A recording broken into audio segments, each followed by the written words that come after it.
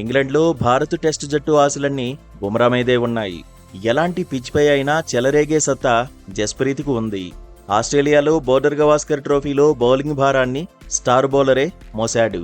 అయితే ఆసీస్ టూర్లో ఉన్నప్పుడే ఫిట్నెస్ సమస్యలు ఎదుర్కొన్నాడు.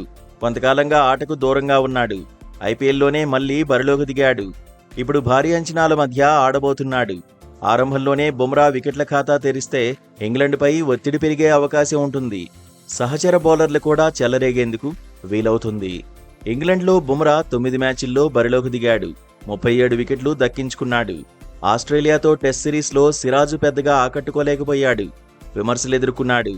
షమీ లేని లోటును పోడ్చలేకపోయాడు. ఇంగ్లండ్లోనూ షమీ సేవలు అందుబాటులో లేవు. దీంతో సిరాజ్ రాణించడం భారత జట్టుకు కీలకం. ఇంగ్లండ్తో సిరాజ్ 6 మ్యాచ్ల్లో బరిలోకి దిగాడు. 23 వికెట్లు సొంతం చేసుకున్నాడు.